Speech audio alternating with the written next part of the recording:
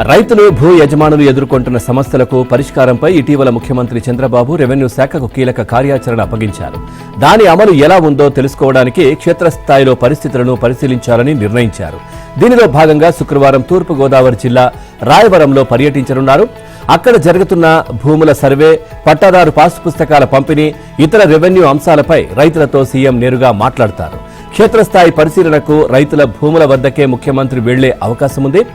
ఆ తర్వాత రీసర్వే తీరు, గ్రామంలో రైతుల సమస్యలు, వాటికి ప్రభుత్వ పరిష్కారాలు, సిబ్బంది పట్ల రైతుల అభిప్రాయాలు, ఇలా అనేక అంశాలపై సీఎం రైతులు, రెవెన్యూ అధికారులతో ముఖాముఖిగా మాట్లాడనున్నారు. ఈ పర్యటనలో సీఎంతో పాటు రెవెన్యూ శాఖ మంత్రి అనగాని సత్యప్రసాద్, రెవెన్యూ ప్రత్యేక CS G Sai Prasad, CCLA G Jayalakshmi, survey director Kurmanath, అదనపు సీసీఎల్ఏ వెంకట మురళితో పాటు పలువురు రెవెన్యూ అధికారులు పాల్గొంటారు. ఇక జగన్ హయాంలో జరిగిన రీసర్వే 1.0లో సమస్యలు, వాటికి పరిష్కారం దొరక్కపోవడం, ప్రస్తుతం జరుగుతున్న సర్వే 2.0లో రైతులు, భూ యజమానులు అనేక సమస్యలను ఎదుర్కొంటున్న ఉదంతాలను ఇటీవల ఆంధ్రజ్యోతి వెలుగులోకి తీసుకొచ్చింది. ఈ నేపథ్యంలో ముఖ్యమంత్రి చంద్రబాబు రెవెన్యూ శాఖ సమీక్ష నిర్వహించారు. ఇక ప్రజాప్రతినిధులు, అధికారులను రీసర్వే జరుగుతున్న గ్రామాలకు వెళ్లి రైతులు, భూ యజమానులతో మాట్లాడాలని, సమస్యలేమిటో తెలుసుకొని స్థానికంగానే పరిష్కారం చూపాలని సమీక్షలో చంద్రబాబు ఆదేశించారు. ఇప్పుడు స్వయంగా క్షేత్రస్థాయిలో రీసర్వే తీరు, పాస్ పుస్తకాల అంశాన్ని పరిశీలించాలని నిర్ణయించి రాయవరం వెళుతున్నారు. ఛార్జీలు తగ్గించాలన్న లక్ష్యాన్ని చేరుకునేందుకు విద్యుతుత్పత్తిని పెంచుకోవడంతో పాటు సరఫరాలో నష్టాలు తగ్గించుకునే దిశగా చర్యలు తీసుకోవాలని సీఎం చంద్రబాబు సూచించారు. రాయలసీమ ఎత్తిపోతల పథకంపై జగన్ చేసిన తప్పిదాలను కూటమి ప్రభుత్వంపై రుద్దే ప్రయత్నం జరుగుతోందని ఆయన పేర్కొన్నారు. వైసీపీ హయాంలో కమిషన్ల కోసం అస్తవ్యస్త విధానాలను అమలు చేసి విద్యుత్ ఛార్జీల భారాన్ని ప్రజలపై మోపారని, కూటమి అధికారంలోకి వచ్చే నాటికి యూనిట్ విద్యుత్ ₹5.19గా ఉంటే దానిని ప్రస్తుతం 4,900కి తెచ్చామన్నారు. ఇక మార్చి నాటికి మరో 10 పైసలు తగ్గించి ₹4.80కు తెస్తామని సీఎం చెప్పారు. 2029 నాటికి మొత్తం మీద యూనిట్కు ₹1.19 తగ్గించాలన్న లక్ష్యంతో పనిచేస్తున్నామని చంద్రబాబు తెలిపారు. అంటే 3 ఏళ్లలో యూనిట్ ₹4కు తీసుకువస్తామని ముఖ్యమంత్రి చంద్రబాబు తెలిపారు. సచివాలయంలో మంత్రి మండలి సమావేశంలో వైసీపీ హయాంలో 2019-2024 నాటి ట్రూ అప్ ఛార్జీల భారం 4,498 కోట్లను ప్రభుత్వమే భరించాలన్న నిర్ణయానికి ఆమోదం తెలిపే సమయంలో సీఎం ఈ వ్యాఖ్యలు చేశారు. 2020లో ఆయన హయాంలోనే ఆ స్కీమ్ ఆగిపోతే అప్పుడు కళ్లు మూసుకుని ఇప్పుడు ఆ నిందను మనపై వేసేందుకు ప్రయత్నిస్తున్నారని సీఎం విమర్శించారు. ఇలాంటివన్నీ వారికి అలవాటుగా మారాయని, దీనిని గట్టిగా తిప్పికొట్టాలని మంత్రులకు సూచించారు. ఇక తిరుమలలో లిక్కర్ బాటిళ్లను పెట్టి రాద్ధాంతం చేసిన అంశాన్ని కూడా ఆయన ప్రస్తావించారు. ఇలాంటివి చేయడంలో వైసీపీ వారు సిద్ధహస్తులని, మనం అప్రమత్తంగా లేకపోతే నష్టపోతామని వ్యాఖ్యానించారు. ఇక రాజధాని కోసం 2వ దశ భూ సమీకరణ ప్రక్రియ ప్రారంభమైన వేళ అమరావతికి చట్టబద్ధత కల్పిస్తూ పార్లమెంటులోనే బిల్లు ఆమోదించేలా ప్రయత్నాలు సాగిస్తున్న సమయంలో వైసీపీ అధ్యక్షుడు, మాజీ ముఖ్యమంత్రి వైఎస్ జగన్ మరోసారి అమరావతిపై విషం చిమ్మారు. ఇక రాజ్యాంగంలో అసలు రాజధాని అనే పదమే లేదని పాతపాట పాడుతూనే నదీ పరివాహక ప్రాంతాల్లో నిర్మాణాలు చేస్తున్నారని, సుప్రీంకోర్టు జోక్యం చేసుకోవాలని కొత్త పల్లవి అందుకున్నారు. అమరావతిని జాతీయ స్థాయిలో వివాదాస్పదం చేసేందుకు లేని రివర్ బేసిన్ను సృష్టించారు. ప్రస్తుతం రాజధానిలో శాశ్వత సచివాలయం, అసెంబ్లీ, హైకోర్టు, ఐకానిక్ భవనాలను నేలపాడు గ్రామ పరిధిలో నిర్మిస్తున్నారు. ఇక కరకట్ట నుంచి 5-6 కిలోమీటర్ల దూరంలో కోర్ క్యాపిటల్ వస్తోంది. కృష్ణానదికి నేలపాడుకు మధ్య ఉద్దండరాయునిపాలెం, రాయపూడి, లింగాయపాలెం తదితర గ్రామాలు ఉన్నాయి. ఇక జగన్ వాదన ప్రకారం ఈ గ్రామాలన్నీ రావాల్సిందే, అక్కడ ఇళ్లు వాళ్లకి ఉండకూడదు, వాటన్నిటినీ ఖాళీ చేయించాల్సిందే. అసలు విషయం ఏంటంటే రాజధాని గ్రామాలేవి రివర్ బేసిన్ పరిధిలోకి రావు. కరకట్ట నుంచి 100 మీటర్ల వరకు మాత్రమే రివర్ బేసిన్ గా పరిగణిస్తున్నట్లు సాగునీటి శాఖ అధికారులు స్పష్టం చేశారు. అయినప్పటికీ రాజధానిని రివర్ బేసిన్ లో నిర్మిస్తున్నారు. సుప్రీంకోర్టు జోక్యం చేసుకోవాలని జగన్ డిమాండ్ చేయడం విశేషం. ఇది అమరావతిపై విషం చిమ్మడం తప్ప మరొకటి కాదని రాజధాని గ్రామ రైతులు మండిపడుతున్నారు. ఇక జగన్ తాడేపల్లిలో ఇల్లు కట్టుకున్నారు. మేము అధికారంలోకి వస్తే అమరావతి ఇక్కడే ఉంటుందని 2019 ఎన్నికల ముందు వైసీపీ నేతలు మభ్యపెట్టారు. ఆ సంగతిని పక్కన పెడితే తాడేపల్లిలో జగన్ ప్యాలెస్ కృష్ణానదికి కేవలం 2 కిలోమీటర్ల లోపే ఉంటుంది. జగన్ చెప్పిన లెక్క ప్రకారం ఇది రివర్ బేసిన్ లో ఉన్నట్లే. మరి ఆయన తన ప్యాలెస్ ను ఖాళీ చేసేస్తారా? మడ అడవుల్లో జీవన వైవిధ్యాన్ని రక్షించడంలో జాతీయ స్థాయిలోనే ఏపీ రోల్ మోడల్ గా నిలవాలి. అందుకోసం అటవీ శాఖ సమిష్టిగా కృషి చేయాలని డిప్యూటీ సీఎం పవన్ కళ్యాణ్ పేర్కొన్నారు. రాష్ట్ర అటవీ పర్యావరణ శాఖ ఆధ్వర్యంలో మడ అడవులు పెంపుదల, వాటి నుంచి సుస్థిర ఆదాయం అనే అంశంపై 2 రోజుల జాతీయ స్థాయి వర్క్షాప్ గురువారం విజయవాడలో ప్రారంభమైంది. తీర ప్రాంత రక్షణకు, ప్రకృతి వైపరీత్యాల నుంచి నష్ట నివారణకు మడ అడవులు కీలకమని, ఏపీ తీర ప్రాంత రక్షణకు బలమైన గోడలా ఉండే మడ అడవులను రక్షించడంలో ప్రభుత్వం చిత్తశుద్ధితో పనిచేస్తోందని డిప్యూటీ సీఎం పవన్ అన్నారు. ఇక రాష్ట్రానికి తుఫానుల ప్రభావం ఎక్కువ. గోదావరి, కృష్ణా బేసిన్లలో తుఫాన్ల నుంచి నష్టాన్ని నివారించేందుకు మడ అడవుల్ని విరివిగా పెంచడం చాలా అవసరమని, మడ అడవుల్ని కొత్తగా పెంచడంతో పాటు ఇప్పటికే ఉన్న వాటిని కాపాడుకోవడం అవసరమన్నారు. ఇక 2025లో తీర ప్రాంతంలో 700 హెక్టార్లలో మడ అడవుల్ని ప్రభుత్వం పెంచిందని, ఇదే స్ఫూర్తిని భవిష్యత్తులోనూ కొనసాగిస్తామని డిప్యూటీ సీఎం చెప్పారు. తీర ప్రాంత వాసులకు ఆదాయం అందించే ప్రయత్నంలో భాగంగా మడ అడవుల పెంపకం, తీర ప్రాంతాన్ని రక్షించడానికి 3 దశలుగా గ్రీన్ బెల్ట్ అభివృద్ధి చేయడంలోనూ వారిని భాగస్వాములు చేయాలని నిర్ణయించామని ఆయన స్పష్టం చేశారు. ఏకో టూరిజం ద్వారా ఆదాయ మార్గాలు తయారు చేస్తామని, రాష్ట్రంలో 50% గ్రీన్ కవర్ ఉండేలానే బలమైన సంకల్పంతో ముందుకు వెళ్తున్నట్లు పవన్ తెలిపారు. ఏసీబీ నమోదు చేసిన ఎఫ్ఐఆర్లను సాంకేతిక కారణాలతో కొట్టివేస్తూ ఆంధ్రప్రదేశ్ హైకోర్టు ఇచ్చిన తీర్పును సుప్రీంకోర్టు తప్పుపట్టింది. హైకోర్టు తీర్పు న్యాయానికి విఘాతం కలిగించేలా ఉందని ఆక్షేపించింది. ఆ తీర్పు న్యాయాన్ని అపహాస్యం చేయడమేనంటూ తీవ్ర వ్యాఖ్యలు చేసింది. చట్టాన్ని వక్రీకరించడంలో హైకోర్టు తప్పుదో పట్టిందని వ్యాఖ్యానించింది. అతి సాంకేతిక కారణాలతో ఏసీబీ కేసులను కొట్టివేయడం చెల్లదని తేల్చి చెప్పింది. ఇక హైకోర్టు తీర్పును రద్దు చేసి హైకోర్టు తీర్పు వల్ల నిలిచిపోయిన కేసుల దర్యాప్తును తిరిగి కొనసాగించవచ్చునని స్పష్టం చేసింది. ఈ మేరకు justice MM Sundaresh, justice Satish Chandra శర్మతో కూడినటువంటి సుప్రీంకోర్టు ధర్మాసనం గురువారం కీలక తీర్పును వెలువరించింది. 2016-2020 మధ్య కాలంలో అనేక మంది అధికారులు, ఉద్యోగులపై AP ACB CIU central investigation unit Vijayawada అవినీతి కేసులను నమోదు చేసింది. అయితే criminal procedures code CrPC 1973 section 2(s) ప్రకారం విజయవాడలోని ఏసీబీ కార్యాలయాన్ని పోలీస్ స్టేషన్ గా ప్రకటిస్తూ రాష్ట్ర ప్రభుత్వం ప్రత్యేక నోటిఫికేషన్ ఇవ్వలేదని, అందువల్ల ఆ ఎఫ్ఐఆర్లకు చట్టబద్ధత లేదని 17 మంది నిందితులు హైకోర్టును ఆశ్రయించారు. వచ్చే ఎన్నికల్లో పార్టీని గెలిపించే చరిత్ర తిరగరాయాలన్నదే లక్ష్యం. టీడీపీలో ఉండే ప్రతి ఒక్కరికి ఆ లక్ష్యమే అజెండా కావాలని టీడీపీ జాతీయ ప్రధాన కార్యదర్శి మంత్రి లోకేష్ పేర్కొన్నారు. ఉండవల్లి నివాసంలో ఇటీవల కొత్తగా నియమితులైన పార్లమెంటరీ పార్టీ అధ్యక్ష, కార్యదర్శి, జోనల్ కోఆర్డినేటర్లతో లోకేష్ సమావేశమయ్యారు. ఈ సందర్భంగా పలు అంశాలపై వారికి దిశానిర్దేశం చేశారు. మనందరికీ చంద్రబాబు ఒక్కరే నాయకుడు, నాతో సహా మనమంతా పార్టీలో పనిచేసే సైనికులమే. సమస్యలు ఏమైనా ఉంటే బాధ్యత తీసుకుని పరిష్కారానికి కృషి చెయ్యాలి. అందరికీ నేను అందుబాటులో ఉంటా. ఎమ్మెల్యేలు, ఇన్ఛార్జీలు, మండల పార్టీ అధ్యక్షులతో క్యాలెండర్ ప్రకారం సమీక్షా సమావేశాలు నిర్వహించాలని మంత్రి పేర్కొన్నారు. ఇక 1999లో మాత్రమే మన రెండోసారి గెలిచాం. ఆ చరిత్ర తిరగ రాయాల్సిన బాధ్యత మనందరిపై ఉంది. అధ్యక్ష, ప్రధాన కార్యదర్శులకు ఇచ్చినటువంటి బాధ్యతలను సక్రమంగా నెరవేర్చాలి. ఆయా నేతల పనితీరుపై 3 నెలలకోసారి సమీక్షిస్తా.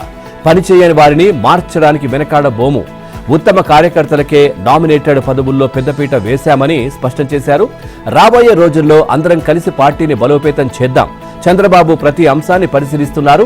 టీడీపీకి కార్యకర్తే అధినేత అని లోకేష్ అన్నారు. నాడు అసెంబ్లీ సాక్షిగా అమరావతి రాజధాని అని ఒప్పుకున్న జగన్ తన పాలనలో 3 ముక్కలాట ఆడారని మంత్రి నారాయణ విమర్శించారు. ఇప్పుడు నదీ గర్భంలో కడుతున్నామనడం విడ్డూరంగా ఉందని ఆయన అన్నారు. ఇక జగన్ అధికారంలోకి వచ్చాక రాజధానికి భూములిచ్చిన రైతులతో పాటు పనులు చేసిన కాంట్రాక్టర్లకు డబ్బులివ్వకుండా మోసం చేశారని, అమరావతిని ధ్వంసం చేశారని నారాయణ ఆరోపించారు. ఇక కూటమి అధికారంలోకి రాగానే రాజధాని పనులు ప్రారంభించామని, పనులన్నీ చురుగ్గా సాగుతున్నాయని మంత్రి తెలిపారు. రాజధాని నదిలో ఎందుకు కడతాం, అమరావతిపై జగన్ మిడిమిడి జ్ఞానంతో మాట్లాడుతున్నారని ఆయన ఆగ్రహం వ్యక్తం చేశారు. నదీ గర్భంలో భవనాలు కడుతున్నామా? ఆ రివర్ బేసిన్ అంటే ఏమిటో జగన్కు తెలుసా? ఆయనకు రివర్ బేసిన్ కు రివర్ బెడ్ కు తేడా తెలియదు. నది వెడల్పు ఎంత, కరకట్ట ఎంత ఉండాలనేది పరిగణలోకి తీసుకునే భవనాలు కడుతున్నామని మంత్రి నారాయణ తెలిపారు.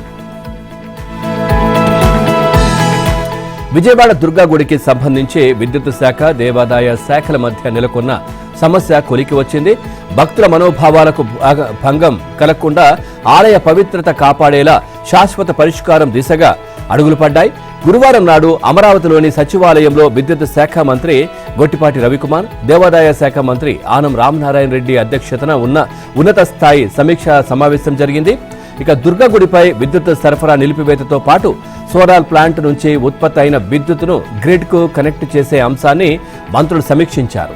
ఇరు శాఖల అధికారులు సమన్వయంతో ముందుకు సాగాలని మంత్రులు సూచించారు. భక్తుల మనోభావాలకు పెద్దపీట వేస్తూ నిర్ణయాలు తీసుకోవాలని హితవు పలికారు. ఇలాంటి చర్యలు భవిష్యత్తులో పునరావృతం కాకుండా అధికారులు చర్యలు చేపట్టాలని ఆదేశించారు.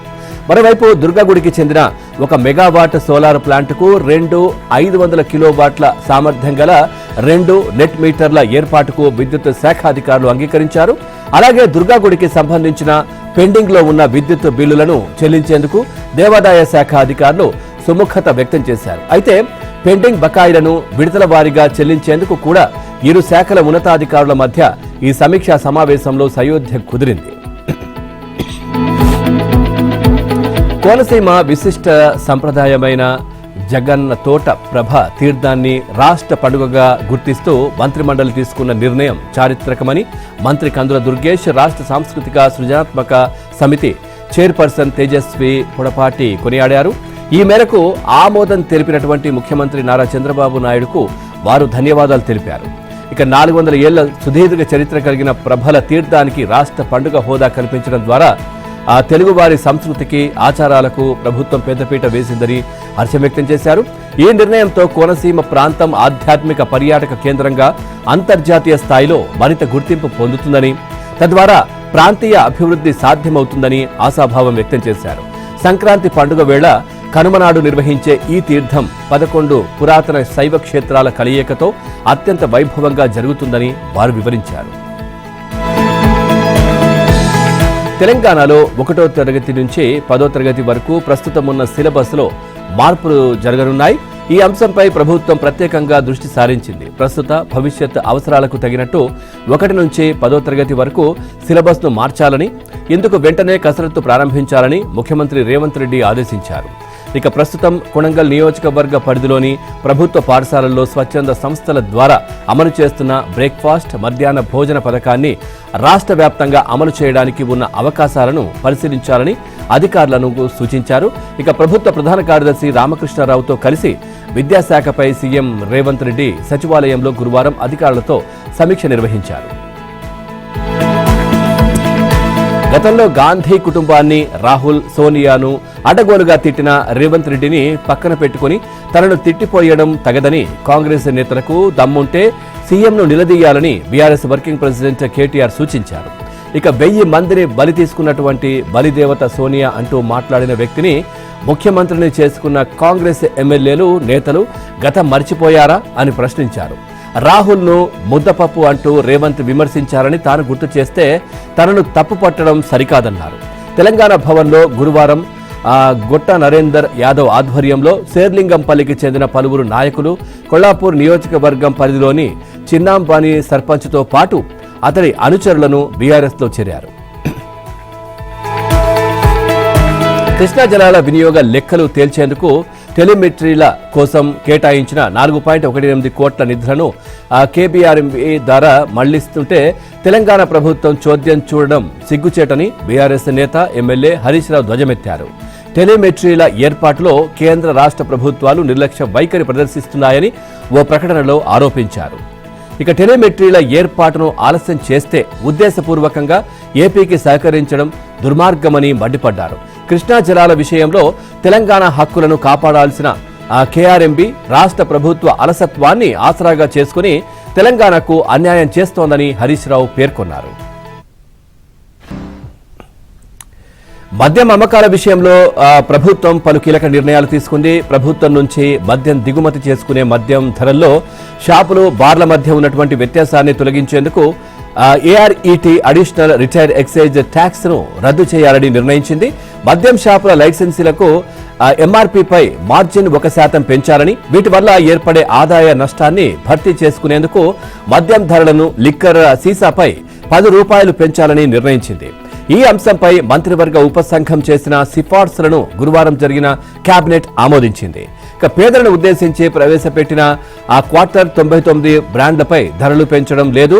Beer, wine, ready to drinks పైనే పెంపు ఉంటుంది. ఇక మద్యం ధరల పెంపు వల్ల ప్రభుత్వానికి 1,391 కోట్ల అదనపు ఆదాయం సమకూరనుంది.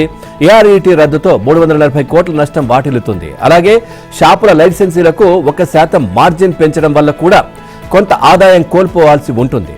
మున్సిపల్ కార్పొరేషన్లు కేవలం వెలుపల 5 కిలోమీటర్ల పరిధిలో 3 స్టార్ లేదా అంతకంటే ఎక్కువ స్థాయి హోటళ్లలో మైక్రో బ్రూవరీల ఏర్పాటుకు అనుమతి ఇవ్వాలని నిర్ణయించింది. అలాగే వైసీపీ ప్రభుత్వం తీసుకువచ్చినటువంటి సమస్యను కూటమి ప్రభుత్వం ఇప్పుడు పరిష్కరించింది. వైసీపీ సర్కార్ రాకముందు బార్లకు, మద్యం షాపులకు ప్రభుత్వం ఒకే ధరకు మద్యాన్ని విక్రయించేది. ఆ తర్వాత షాపులు, బార్ల వినియోగదారులకు మద్యం అమ్ముకునేవారు. ఇక గత ప్రభుత్వం బార్ల లైసెన్సీలను మార్చేయాలనే కుట్రతో లైసెన్స్ గడువు ముగియక ముందే కొత్త పాలసీ తేవాలని నిర్ణయించింది. దీనిపై బార్ల లైసెన్సీలు హైకోర్టుకు వెళ్లడంతో ప్రభుత్వానికి వ్యతిరేకంగా తీర్పొచ్చింది. దాంతో ఆగ్రహానికి గురైన అప్పటి ప్రభుత్వం బార్లకు ఇచ్చే మద్యంపై 10% ఏఆర్ఈటీ విధించింది. ఎట్టకేలకు కూటమి ప్రభుత్వం ఏఆర్ఈటీని రద్దు చేసి ధరలను సమానం చేసింది. 16 సంవత్సరాల బాలికపై అత్యాచారానికి పాల్పడిన నిందితుడికి 20 ఏళ్లు జైలు శిక్ష, 50,000 జరిమానా విధిస్తూ కర్నూలు ఫోక్సో కోర్టు సంచలన తీర్పునిచ్చింది. నంద్యాల జిల్లా పాణ్యం పోలీస్ స్టేషన్ పరిధిలో 2020లో 16 ఏళ్ల బాలికపై నిందితుడు లైంగిక దాడికి పాల్పడ్డాడు. ఈ కేసులో నిందితుడిపై పోలీసులు ఫోక్సో యాక్ట్ కింద కేసు నమోదు చేశారు. ఇక బాలిక ఇంటికి తరచూ వెళ్తూ ఆమెను ప్రలోభపెట్టి అత్యాచారం చేశాడు. దీంతో బాలిక గర్భం దాల్చింది. ఈ విషయాన్ని ఎవరికైనా చెబితే చంపుతారని బెదిరింపులకు సైతం దిగాడు. అయితే బాలిక తండ్రి ఫిర్యాదుతో పోలీసులు కేసు నమోదు చేసి విచారణ జరిపారు. ఈ కేసులో న్యాయస్థానం అతన్ని దోషిగా నిర్ధారించింది.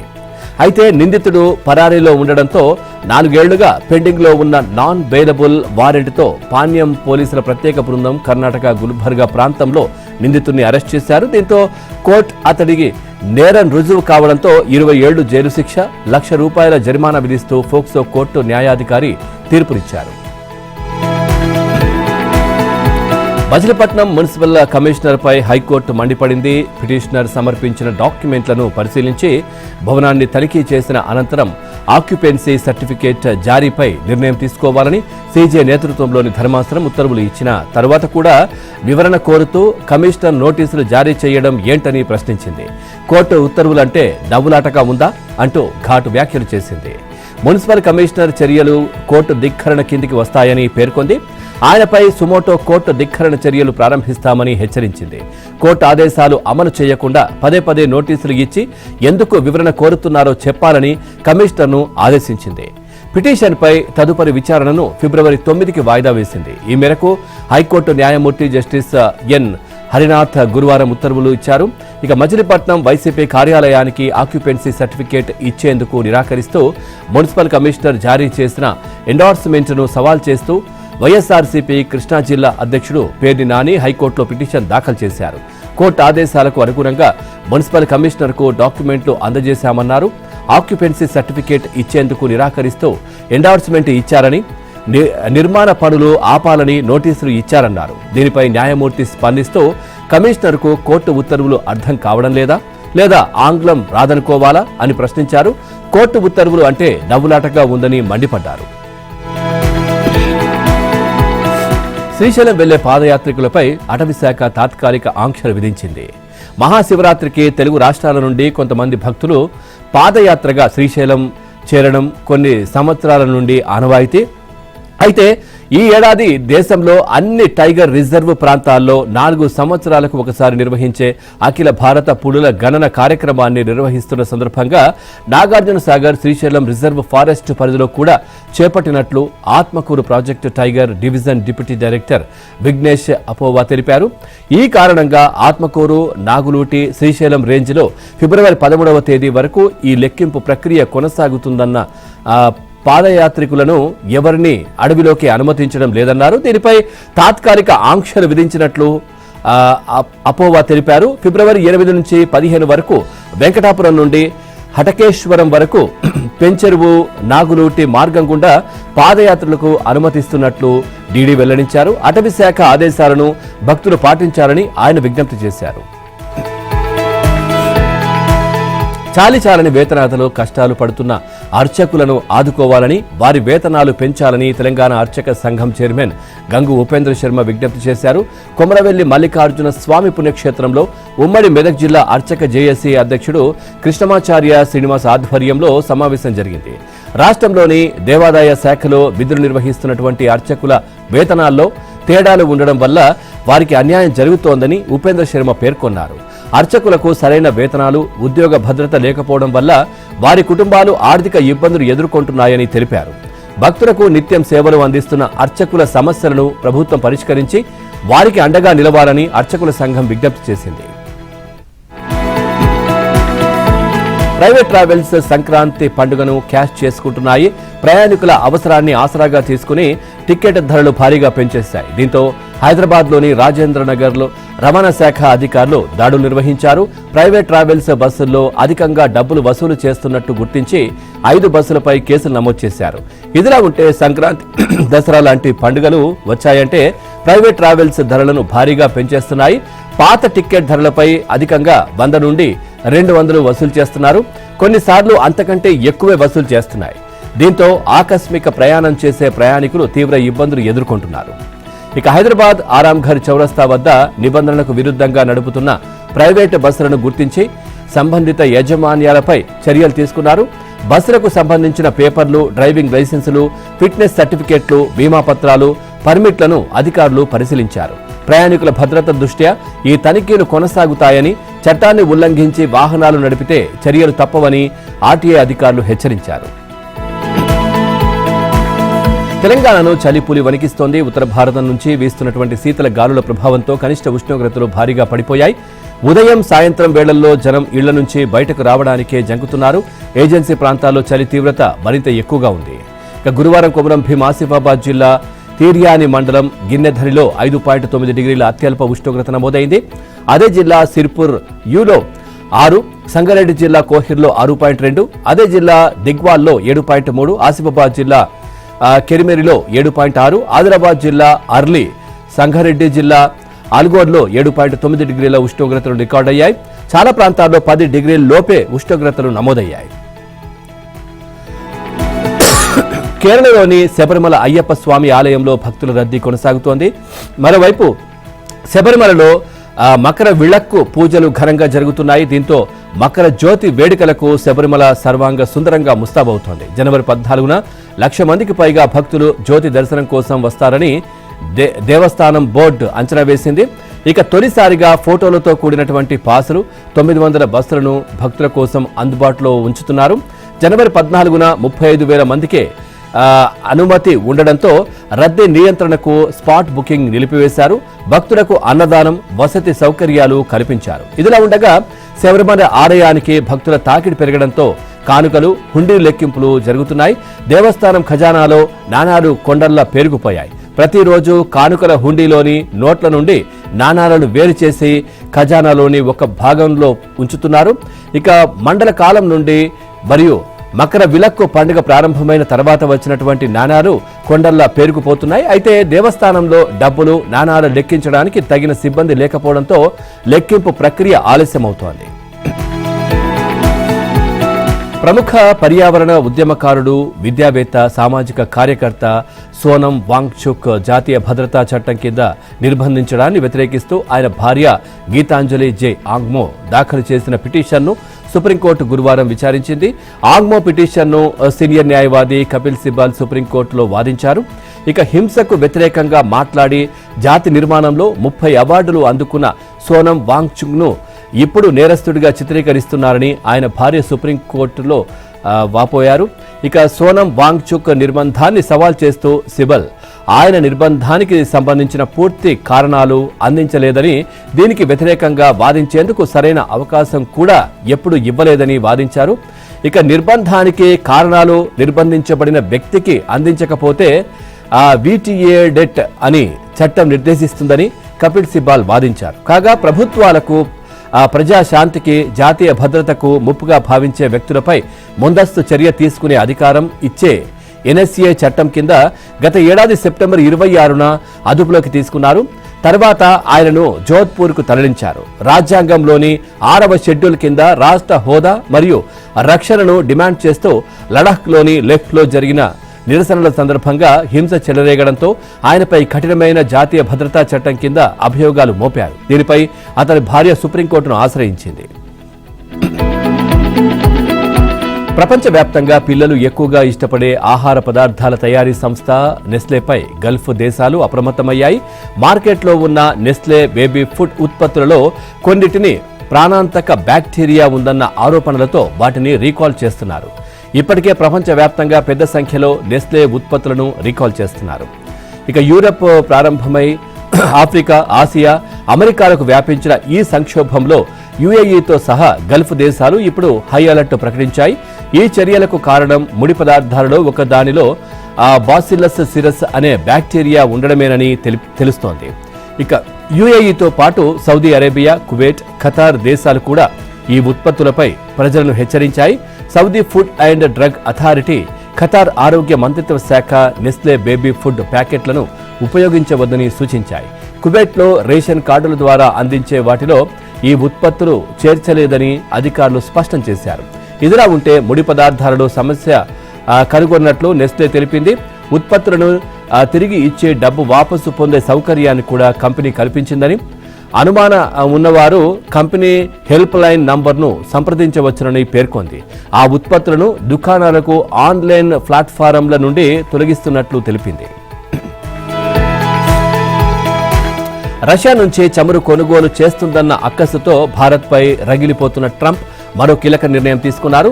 భారత్ నేతృత్వంలోని సోలార్ అలయన్స్ నుంచి వైదొలగాలని నిర్ణయం తీసుకున్నారు. అమెరికా ప్రయోజనాలకు విరుద్ధంగా ఉన్న పలు అంతర్జాతీయ సంస్థలు ఒప్పందాల నుంచి వైదొలుగుతున్నట్లు ప్రకటించారు. దీనికి సంబంధించిన ఉత్తర్వులపై ట్రంప్ సంతకం చేశారని వైట్ హౌస్ ప్రకటించింది. మొత్తం 66 సంస్థలకు అమెరికా మద్దతు నిలిపివేస్తున్నట్లు వైట్ హౌస్ తెలిపింది. ఇందులో ఐక్యరాజ్య సమితికి చెందిన 31 సంస్థలతో పాటు 35 ఇతర సంస్థలు ఉన్నాయి. ఈ క్రమంలోనే భారత్, ఫ్రాన్స్ నేతృత్వంలోని ఇంటర్నేషనల్ సోలార్ అలయన్స్ నుంచి మరికొన్ని కీలక సంస్థల నుంచి వైదొలుగుతున్నట్లు వైట్ హౌస్ తెలిపింది.